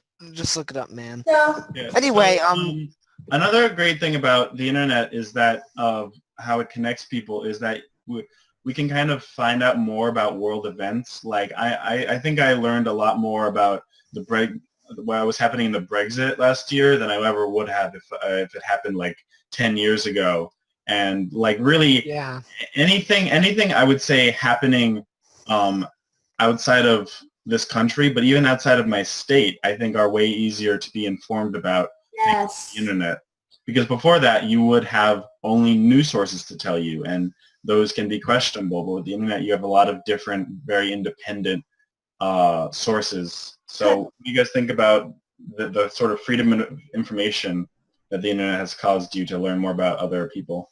Because the thing is with information on television is that, you know, obviously YouTubers and honestly probably the main source of news on the internet is YouTube. Maybe I'm wrong, but the thing is about YouTubers and stuff, they do care about the bottom line and stuff, obviously, but they're more doing it because they like it. A corporation like a news network is going to care about the bottom line more than anything else. You think they're going to cut the bottom line? You think they're going to care about anything? You think they're going to care about anything else other than that? No, they really don't. In the end, why do they report the news? Because there are people at the top who are paying them to give exciting stories for people to watch it. Because everybody just cares about the money. And I'm not saying, because I'm sure there are honest people working at all the news networks that really want to do it, but I'm saying that if there's a news story that isn't going to get a lot of coverage, a lot of money, they're not going to report it. Yeah. Money makes the world go round. It does make the world go round. So, Like- and on the internet, it doesn't as much, though, in a lot of places. I think it's just like, as long as they can make money by reporting something, they'll probably just report it. Yeah. Really good content is made from the heart. Yeah. Yeah. Like JonTron, or a very small YouTuber that I know of, Nightmind. The real good content. Don't worry, comes I from know what JonTron too. comes from JonTron's the- awesome. Well, no, he's not small. It's just that the other YouTuber. The real good content comes from the heart. It Am I doing the heart right? quality over quantity. Like Yeah. Exactly. I'm mostly talking for YouTube, but this I guess can be applied to other things, but mostly for YouTube, a lot of news sources on YouTube and such, and also just other YouTubers want quantity over quality. But then some YouTubers like JonTron, they have enough subscribers and enough of a cult like following that they can prioritize quality over quantity. Yeah, it's So, I was just saying, just let Martin go after that because I know you want to say something. all right. You can go. No, you can go. Just, okay. You know, it's really nice to just see that it's coming from the heart, not from like money standpoint. Because he seems well off. He can afford all those props, like the vase or the suit of armor. You know, it's better if it comes from the heart. And that's what I'm going to leave off. Yeah. So, since we're all unschoolers, I think talking about a little bit about education is a good thing to do. And like back in the 90s, there was a show called Bill Nye the Science Guy, which was a great way of entertaining and educating kids. And I think with the internet, that has become more prevalent. Two channels come to mind, which are CTV Gray and SciShow or Crash Course. Which also Vsauce. That one's yeah, pretty good. well, there's a And bunch Matthew Santoro. there's a bunch we could list, but my point is that the amount of educational channels that are not just about education but also entertainment, which I think is a big part of making sure education stays, has been very prevalent. So yeah, I just think that how that has gone has been very good. Two really good ones are the Shoddy Cast and Game Theory, and Film Theory. Those are quite good. Oh, also, I don't know how to pronounce this, but it's like Kurzgesagt. No, it's not. That's not how you pronounce it, but it's called In a Eggshell or Nutshell. In a Nutshell. That's the YouTube channel. That's cool. Martin, what do you think? I believe Martin wanted to say something. Yes, Martin, continue or say something. So I wanted to ask if anyone thinks their lives would be different if the internet was not as big as it is now. Yes. Completely different. I wouldn't be talking to my friends at all. If I didn't have the internet in my life, I think I'd be a different person. Just because of the content, like, typing things, watching other people go on, visiting websites I like, education, topic points with people that I know. I think I would be a different person if it wasn't for the internet. And I think the sad part about that is that people will think that is sad. Just because of this wealth of information we have. We're like, it's such a shame that these kids spend so long on the internet. And that's just a case of, juvenoia. And it's so mind-blowing. Yeah, I mean, it is good Every to go outside. generation, every single generation says the generation that's growing up right now, they're not gonna, they don't know what it's like. They blah, blah, blah, blah, blah. It was better in the good old days. I say that a lot and I make fun of it because if you look back, way back in history, you will see people are still saying it was better in the good old days. What are the good old days? The good old days are the good old days when you grew up. Oh, wow. Well, would you look at that? And seriously, so really, we can gain 15,000 times as much information as you could gain with the tip of our fingers. Well, not 15,000, like 100 times. And that's a real number. That's a real figure I'm saying right here. 100 times as much information at the tip of our fingers than you going to a library and reading about it. Because most likely the thing you're looking for, a very interesting thing that you might be looking for, if it's really interesting and even remote to a lot of the things that children are looking up on the internet these days, how interesting they are, then you're not going to find it at a library. I have something to say. I'm going to say going outside, going outside is also, very, very boring. Yeah. Well, I like to go outside and to hike. I'm kidding. But another thing is, did you hear that statistic on the internet?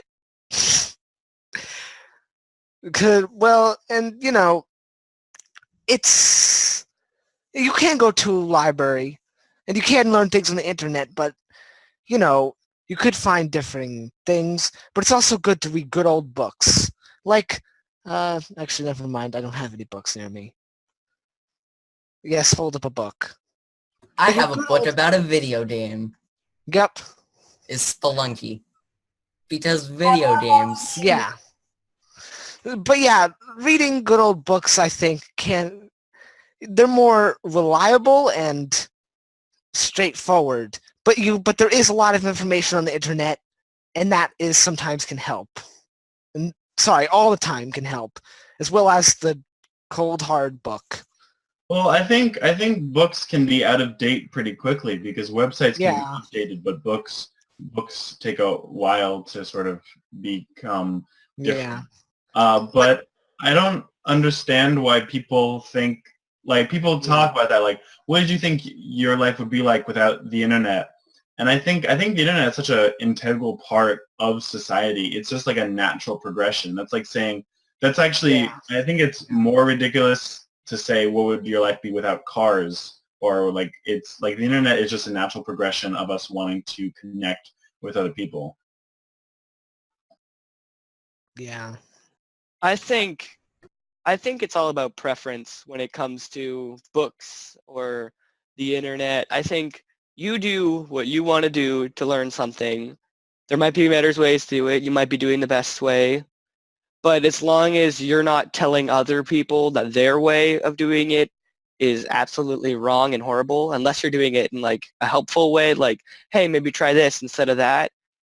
Just do what you want to do to learn something. Like, it's all about preference and what people are more comfortable with.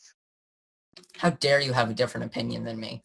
That I don't like you anymore. Why did you have a different opinion than Coltrane? Oh my God. I'm sorry, man. I should just leave right now. You're out of the group. You're out of the podcast. Us all. So maybe we should move on to the internet's effects on like elections and, you know, Politics. Yeah, politics. Not politics, but what the internet has in. Well, what I think is the internet could bring some things to light that would have never been known, like newspapers. But I guess the internet's the newspaper of this time. It's just the newspaper is 1 billion pages long, and you have to. And sometimes things just sort of pages just sort of appear in front of your eyes. And they tell you to buy A something. magical newspaper. Magical newspaper. Magical newspaper. Where you can watch cats. Yeah. Playing with newspaper. Aww. So, I think that the effect that the internet has on the world is, and you know, how we think in general, is it goes down to the exchange of information. There are very effective ways to do it and very ineffective ways to do it. Ineffective ways to do it? Okay, so, and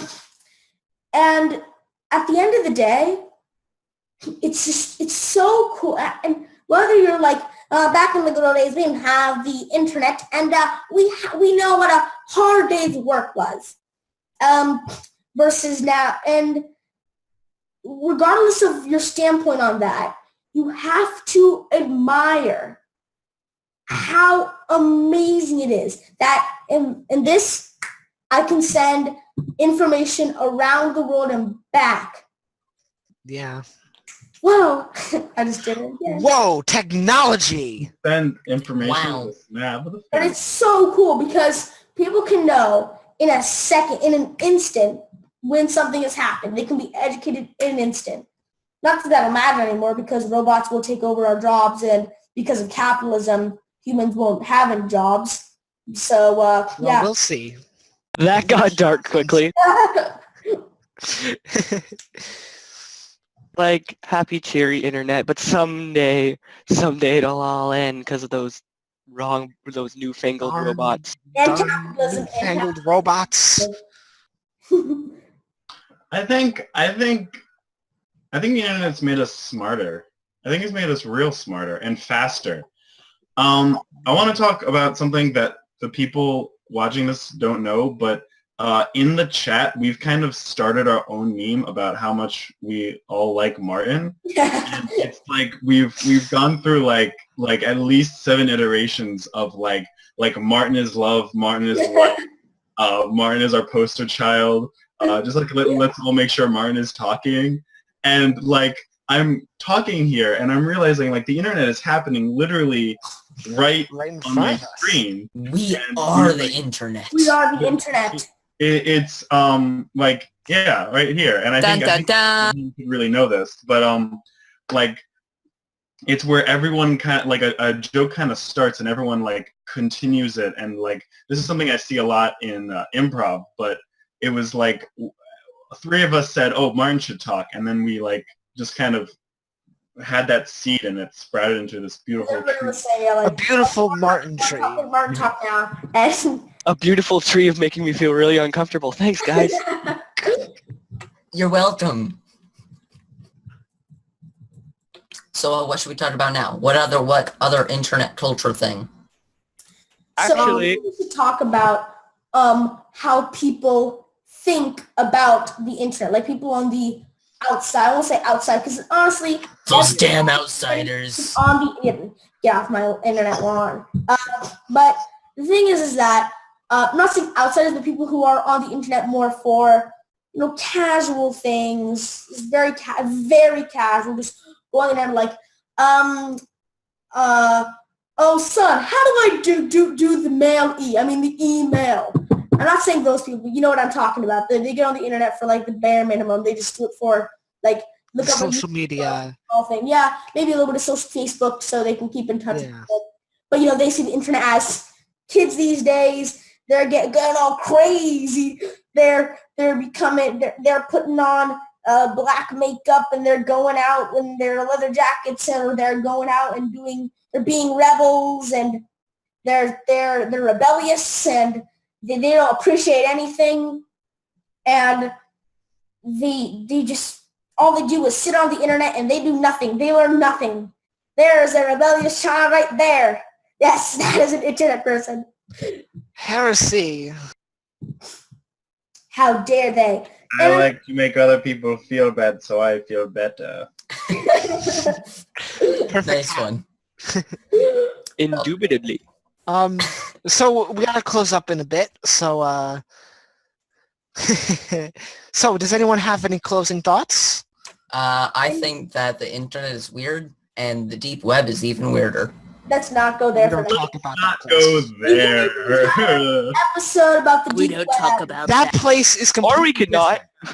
Or we could not. Let's go with not. It's full of death and dank. Please movies. stop. Dang me! Oh my God. We will not talk about that place. Different. The place, just like the Avatar movie, just like the Avatar: The Last Airbender movie. We don't talk about it. We do not talk about those straight-to-DVD Redbox movies. The Avatar. No. The Avatar. No, I'm talking about The those Redbox. weird CGI animated movies that make no I watched- sense. Okay. They're weird, Take to and Redbox. I've watched Norm of the North 3 times. You know So what the weird ones are? The Disney TV premiere ones. Oh, Jesus. the Disney original ones on TV. Those are have you seen the Zapped trailer? the Zap one. Oh my It drops the phone and the dog food, and nothing makes sense. God. No, I like the one where they switch bodies and they switch bodies and they because of their phones are magical because of love for something. And it's all about trying to get back to their own body. It's like You lost me at the first they word. help each other's problems by being in the other bodies, and everything is happy-go-lucky. And But it's like a Freaky Friday, just not good. I love how in Disney, Wow, that sounds great. isn't it great how Does anyone have a closing statement? The internet is a place that nobody understands, but we all understand it. If that makes any sense. It makes I didn't so much understand that sense. sentence. that's 80% of people won't understand that sentence. Yeah. that's Yeah, I guess it's like the internet. Or 82%. 83 now. All right, Okay. I'll We make tend it. to get off topic. Yeah, we tend to get off topic. Let me just make a closing statement. I agree. So let's go all watch the B movie and let everyone else at home do the same. All right, so So- let me just quickly Yeah. make my closing thing or whatever. So, The B movie. so I think that, in my opinion, the internet, it's amazing, and I think it will evolve, and eventually, I believe that it will drive humanity forward due to the exchange of information, and it will make generations and generations increasingly smarter and intelligent, and I think we'll be able to do research faster because more people go into research fields, as well as I think after that, I think we'll have so many people in research and so much knowledge from just children now. We'd have so much knowledge from children, probably more than, adult people maybe that have PhDs in the future, and we'll conquer the galaxy because of cats. Also, the internet can be a whole race. The internet embodies the human race without the idea of consequence. It embodies, when you see the internet, you see what is the human race without consequence. And that is terrifying, scary, beautiful, wonderful, and fascinating because it shows you what humans are really like without the knowing of consequence. The internet's weird. Okay, so on closing note, the internet's weird. We had a lot of fun today, guys, and hope you watch the next one. Yeah. Thanks for watching. And Thanks for watching. you. This has Have been a good day Watch or the good new night, movie. whatever time it is. Bye. Bye. Bye. If we want to change the world, we must first change the media. Mainstream media exists for the purposes of indoctrination and manipulation of public perception. The world of free and independent media is growing, and with the upsurge in information now available in the public domain, it has never been easier to access free and independent media. The exploration of this information resulted in an experimental project which would provide a fully supported space for researchers, whistleblowers, and seekers of all kinds to express themselves and educate the world. On the 1st of January 2015, Conscious Consumer Network was launched to the world. Nobody thought we would make it this far, but CCN is the longest running free and independent media network of its kind. CCN is a unique collaboration of hearts and souls, bringing you information from different perspectives to educate and inform. Since we started CCN, we have had only one desire, the pursuit of a free, fair, just, sustainable world, and this has not changed. Having overcome many challenges over the last 2 years, CCN is here to stay, and we've got great things lined up for 2017. Help keep CCN on the air by supporting the 2017 Network Support Fund.